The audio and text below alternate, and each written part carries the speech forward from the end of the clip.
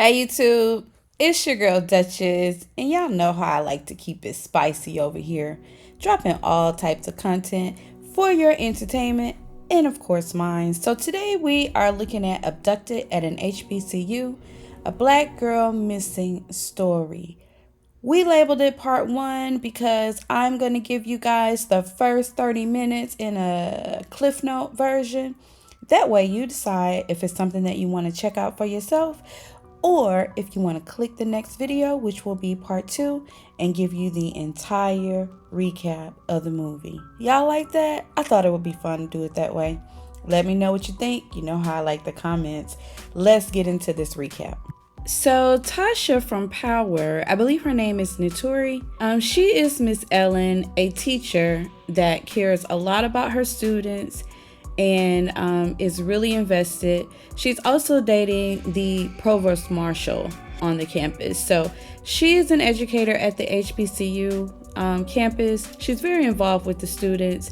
And Shannon is a new student on campus. She has transferred to one of the largest HBCUs in the country. She's very smart and aspires to build solar cars, but not just build them. She wants to own the company. And Miss Ellen is invested in her. She recognized her struggle, recognized that she's kind of sad. She often gives her kind of, motivational kind of talk. She allows her to use her computer at times. Miss Ellen is fond of her, and she sees a lot of herself in Shannon. So far, Shannon has one friend on campus, a girl that's into the arts, into poetry and that sort of a thing. They're leaving out one evening and she wants her to kind of come over to the club meeting, but Shannon can't join her. She has a meeting with the financial advisor on campus. So she makes it to the financial counselor, the financial advisor, and, she lets her know, listen, you got a $3,284 balance that's due in 4 weeks. And, the balance has to be paid off before you can register for the next semester. And she's like, I know, isn't there something I can do? My grades are high. And the counselor is like, this is kind of what it is. So Shannon is leaving campus. She's on her way home. It's kind of late and she's feeling despondent. She notices this man that is on the streets. He's clearly a homeless man, and she's like, Dad, and he acts like he doesn't even see her and kind of moves along. So it's the next evening on campus. A party is going on later that night. The food trucks are out and she's in line waiting to get a lobster roll, I think, and a guy approaches her. He's clearly a little bit older, just a little bit. He's not a college student and he admits that. He's decent looking, kind of charming, and he just likes to look out for the girls on campus. He talks her into buying her a lobster roll. He's smooth. I mean, for this movie, he is. And he claims to be a graduate, but mainly just a support of sisters. So she allows him to buy her the lobster roll and I think another taco or something like that. And they talk for a little bit, just sitting to eat. The next morning, she's on campus and her only friend invites her to speak poetry next month. They do a decent job of kind of capturing the essence of the HBCU, like the drumline practicing and, a little bit of the strolls that go on, just a small bit. You can tell it's a college campus and you kind of get that feel as you watch the movie. So it's coming up to the Thanksgiving holiday. Miss Ellen is in her office and Shannon is in there listening to her conversation with her boyfriend. I mean, it's just like they're making plans. The conversation is vague. Shannon is using her laptop and Miss Ellen is kind of wrapping up. They get into the conversation about Thanksgiving plans. Shannon doesn't have any. Her mom just passed and her dad has mental issues, so she'll be kind of home alone. Miss Ellen makes plans with her because Miss Ellen is going out of town. And so Miss Ellen makes plans with her to have lunch. They set up a date and a time on campus the following Tuesday. Recap their Thanksgiving break. So in the next scene, it's kind of late evening. And Shannon is walking to the bus stop. Old guy rolls up on her and offers her a ride. She declines. He wants to take her to dinner, but she doesn't bite. So he gets it. He's like, stranger danger, I understand. So let me do this. How about I follow your bus and you get off wherever you like. You pick the place that you want to eat and I'll just meet you at the restaurant. And she was like, you gonna keep up? You think you can keep up? He's like, yeah, I can keep up. Like, I want to get to know you and I want to take you to dinner. So now they're at dinner and he's flirting with her, calling her sexy and smart, and he digs it, but he respects it. She asks him, what does he do? He owns a transportation company. It's all legal goods that he transport. He reiterates that it's all legal, but he likes it, and what he does, he's good at it. In the next scene, she's reciting poetry at her club meeting. She comes out the building and he's waiting for her. So it's kind of like the next day. She's like, so what, you stalking me now? He's like, nah, I needed some help with my math. She gives him this look. He's like, okay. I just wanted to see you. I'm just kidding. I just wanted to see you. Let me take you to get some wings. Let's go do something.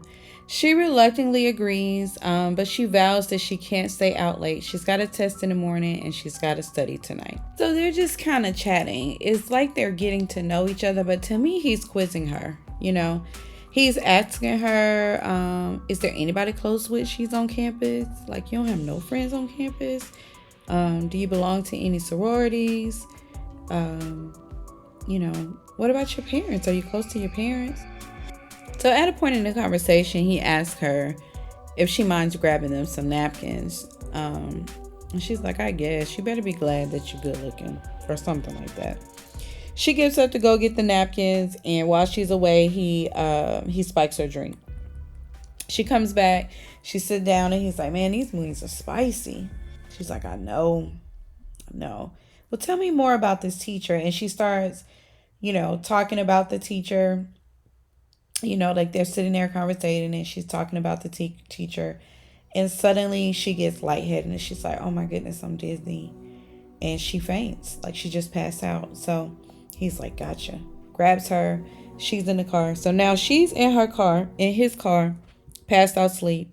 In the next scene, Miss Ellen and her boo, who is the provost marshal on campus, they're having dinner. And he's kind of grilling her a little bit, like, how long are you going to keep us in private? There's nothing wrong with us dating, and she likes her life private. She doesn't need validation from anyone to know that what they have is real. This is kind of like how I like things. I just like my life private. He's like, well, you better hurry up because, I am a good catch. Meanwhile, it's kind of the middle of the night, I guess. Shannon is waking up from her stupor. She's drowsy. She realized that she's handcuffed to the bed. She starts screaming and yelling for somebody to help her. No one's gonna hear her. She's in the middle of a trailer park, and she's just in one of many trailers. It's the next morning. She wakes up to old dude. He's back. He's in the mirror, kind of grooming himself, all, just happy with himself. Of course, he's completely changed the game. She tells him she wants to go home, take her home. What is he doing? He's like, there's no going home to Kansas now, Dorothy. She is at home for the next 12 days. In fact, he's got a couple of buyers lined up for her already.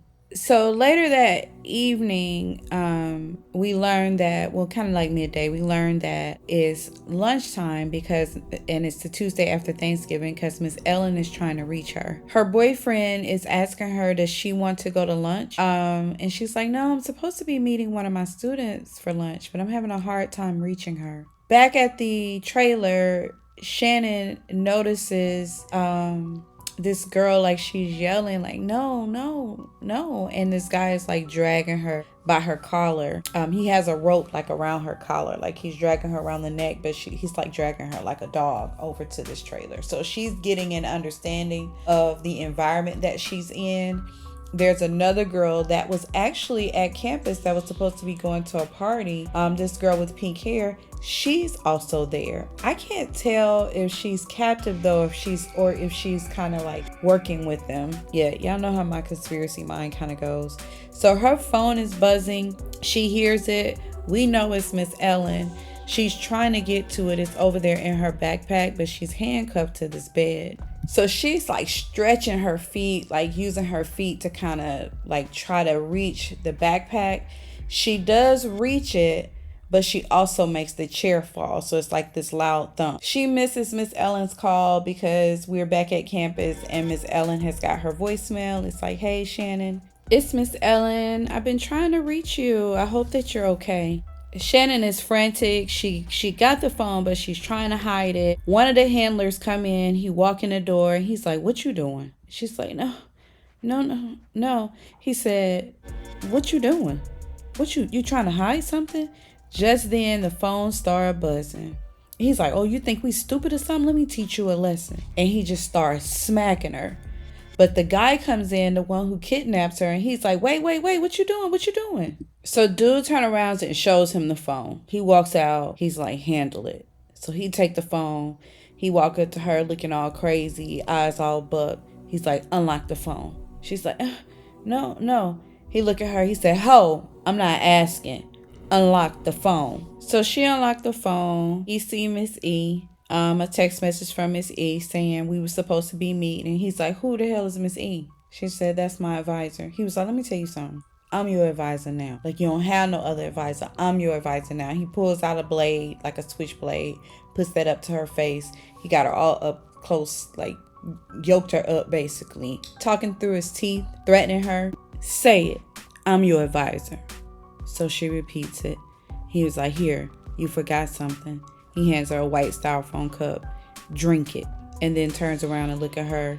And is like, you got a real pretty face, but I ain't scared to slice it up. So in the next scene, Miss Ellen is at her dude's house. And they're just having a conversation, kind of recapping the night. Recapping their Thanksgiving break. And they're just talking, really. Just relationship kind of stuff. And now it's the next morning. There is a lady who looks like she kind of takes on a lease of one of the trailer homes. Because it's a gentleman walking her to the trailer and he has on like an official shirt with like a badge or something on it. But she's like, I'll take it. And she signs for it. So it looks like she leases it. But she's some kind of investigative reporter or a detective or something, because she has a long lens camera and she's taking pictures of like the people that's out there and stuff, like basically like surveillance or whatever. And so we're inside the trailer. Shannon is asleep and here is old Raggedy Face all up and close. Wake up, lobster roll. It's time to shake and bake. And that's all I got for y'all right now. Like, slide on over and hit part 2 and watch the rest of it. I'm concerned for her. I do like that they're shedding some light on this. I think that this is Garcelle Beauvaux's kind of project, like she's producing it and stuff, and these are based on real stories, I believe. Don't quote me on that. So it may be more of these, but it is good, and I like the girl from Power. Like, I like anything that she plays in. I know she's gonna be dope in this movie, so I'm gonna stop it there. Click part 2 if you want to know how it ends, or go on over and check it out and come back and let me know what you think. It's your girl Duchess, bringing y'all different content. I hope you like it. And of course, I always appreciate you. I'll talk to you guys soon. Bye-bye.